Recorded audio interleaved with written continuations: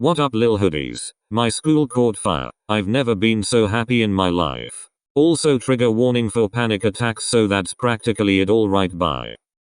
Ow, let go please. I can't, not again. Stop. I'll do anything please. Please. Please. I can't take it. Please don't. Don't. Please. I won't tell, I promise. No one would ever have to know, please just don't. No. Stop. The sound of Akashi's wails filled the bathroom. He wasn't in the bathroom anymore. He was back in that godforsaken car with Yuzo on top of him. However, this time Yuzo didn't choke him out. Instead, he was made to stay awake and relive it. This wasn't fair. This just happened to him. Why was it happening again? This wasn't fair. Why was the world so cruel? How could everything go to shit in less than one day? Why? She. Why? Ashi. Why? Akashi. Why, damn it, why? Kiji. Listen to me. I need you to stay still for us. Please. We only want to help you. I promise we won't hurt you any further, and we're sorry for holding you down like that, but we just There's no way to justify this. We're just sorry, but please stay still for us. We want to help. A deep voice spoke into his ear. Akashi's eyes shot open and swiftly shifted around the room, scanning it for any potential threat. All he could see was his bathroom, and Bakuto, Kiryu, and Kenma. What happened to your nose? Why are you bleeding? Did you fall? You need to take care of that. Bakuto-san, do we have any tissues? They just looked at him cautiously. What? Ow. Can you guys let go of me? You're hurting me. Wait, why are you holding me down? Don't you remember? Kenma asked him with narrowed eyes. Remember? Remember, Ray, and it hit him. Coming home, Bakuto calling someone, Kenma tugging on his clothes, him kicking Kenma, Kiryu restraining him. Yeah, he remembered now, and he didn't know if he should feel angry at his friends, or grateful that they didn't hold it against him. The answer was both. He was grateful that they were trying to help him, and they weren't holding any of his actions against him, but he was angry that they pushed his boundaries, and didn't listen to him when he said stop. Yet he was also relieved that his friends were here, trying to help him. That he wasn't alone, or still in Yuzo's car, or on the ground where he passed out next to that tree. Akashi? Bakuto called out to him. Yeah, I remember. The air seemed to get tense, frozen, waiting for his reaction. I should be mad at you guys. Scream and cry some more telling you to get out. However, in all honesty, I'm just happy I'm not alone. His voice cracked at the end of his sentence. Soft sobs were heard throughout the bathroom. His body trembled and he wrapped his arms around himself. Looking down at his bare legs, his sobs only seemed to get stronger. He didn't see them before, but there were bruises all over them. They were all over his thighs. A hand in front of his vision covering his eyes. It was Kiryu's. Akashi, we think it'll be a good idea to go to the hospital to get a rape kit done. Because if we go tomorrow or you take a shower now, they're not gonna have any evidence to put against him and he can continue to walk free.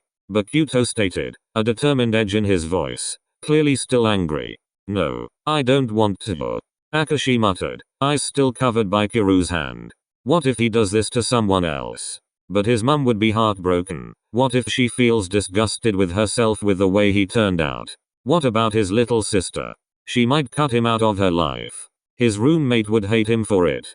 Akashi said, thinking about the conversations of the night, stories about his family and how much they loved him. That's what he deserves. Bad people don't deserve good things, and sure, his friends and family might feel bad for not knowing that he was that type of person. So think about how you feel right now. Think about yourself. Don't think about them. Kenma stated, looking at the blue-eyed male like he knew he was right. Akashi also knew he was right. Okay, I'll do it. Alright, I'll get the stuff ready and get you a change of clothes. Maybe some sweats or something.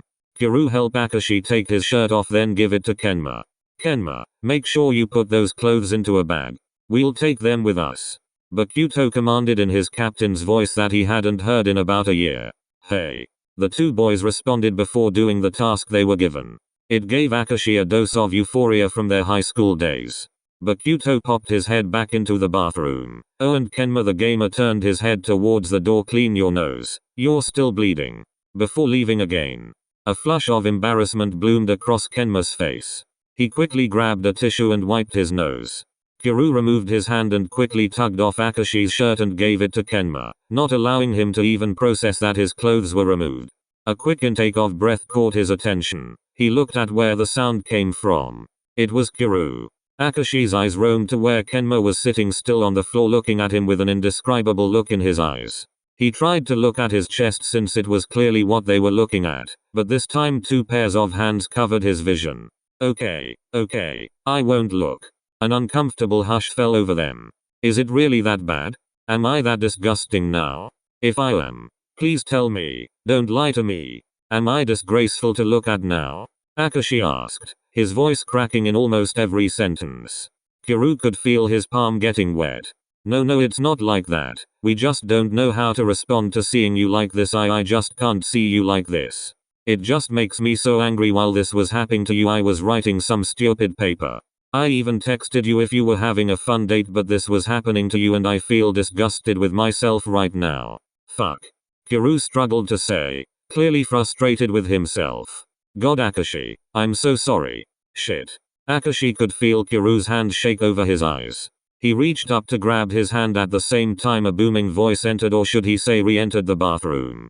Okay, I have the softest clothes I could find. The voice went silent before speaking again. What the hell did he do to you, Akashi? I'll kill him. Bakuto, calm down. Calm down. Calm down. Look at him, he's covered in hick.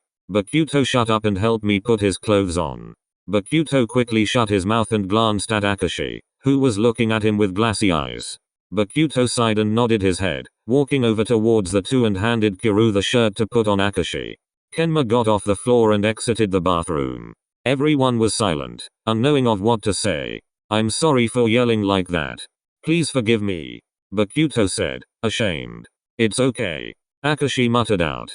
He wanted to apologize for causing such a problem for everyone, but he knew they wouldn't accept it. So he kept that part to himself. Bakuto, where are your keys? Kenma asked, poking his head through the doorway. In my room on my desk, right next to my laptop. They should be in a coffee cup. Why are they? Never mind. I'll just go get the car warmed up. Okay, we'll be there in a minute. Kiryu piped in. They finished dressing Akashi. Kiryu picked him up bridal style, startling him. The blue-eyed male wrapped his arms around Kiryu's neck tightly, not wanting to be dropped on the floor. Bakuto trailing behind them as they exited the dorm and headed back down the stairs. The same stairs that he struggled to climb up only a few hours ago. They exited the building to see a car parked in front of the doors. Kenma was leaning against the car on his phone. He looked up at them and stuffed his phone in his jacket pocket before opening the backseat car door. Kiryu gently laid Akashi in the back seat. Kenma slid in next to him. Kiryu walked to the passenger door and hopped in.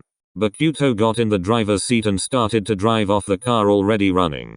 Akashi curled himself into a ball and looked out the car window, watching the yellow orangish street lights pass him by with half-lidded eyes. God, he was so tired. He leaned his head against the car door. He would just rest his eyes for a bit. He thought as his eyes slowly fell shut. He was awakened by a hand on his shoulder, slightly shaking him along with the call of his name. He tensed up and flew away from the touch. He immediately went into panic mode. What was touching him? What was it trying to do? Was it safe? He needed to get away. Get away, get away, get away. His eyes shot open, looking around frantically, trying to find out where he was. He was back in that damn car, with the leather seats. Wait, the seats were cushiony, not uncomfortable and sticky like leather. It wasn't hot and sweaty and smelled like sex. It was cool and soft and had the scent of pine trees and old McDonald's fries. There was pressure on his back. Something was trying to hold him down. Wait, the hands weren't holding him down. They were pushing him forwards. He turned his head to see Kenma squish between the car door and his own body. Akashi was crushing him. He quickly got off and turned his body to Kenma to apologize, but before he could, he was interrupted by the voice next to the opened door. Akashi, we're here. Bakuto's voice said quietly. It was weird hearing his voice like that. He was never quiet. Was he tired? Akashi couldn't blame him if he was. He was tired too. He had kept them up all night with his whining and crying when it wasn't even that serious. He had to make a fool of himself and exhaust his friends. Kiryu had a paper due in the morning for his 8 o'clock class and he didn't even know what time it was. Fuck. He was a horrible friend. Now Kiryu might fail the class all because of him and his selfish bullshit. Akashi, did you hear me? Come on, we have to go inside and get the kid done, remember? Bakuto asked in a concerned voice. Yeah, I hear you. I'm coming, Akashi said, crawling out of the car. God, his head was still pounding. Akashi laid his hand on his head and leaned onto the car. Here, let me help you. Bakuto cautiously put his arm around Akashi's waist, helping him support himself. Akashi looked around to see they were already at the hospital door. Bakuto must have pulled up to it. Kiryu, go find a parking stop. Kenma, you coming? No, I'll stay with Kiryu. I don't want him getting lost. Kenma replied, ignoring Kiryu's offended gasp. Okay, see you in there then. Bakuto confirmed, before the car drove off. Bakuto helped carry him through the hospital doors. He checked them in and the nurse that was sitting at the desk said they had to wait around 15 minutes and a doctor would come and see them. Judging by Bakuto's facial expression, he wasn't happy about having to wait, but he knew causing a scene wouldn't help Akashi get there any faster. Bakuto just grumbled before taking Akashi towards the seats in the waiting room. There was a small lover-seat couch there, so he carefully placed Akashi on it. After about 7 minutes, Kenma and Kiryu walked in, scanning the room presumably looking for them.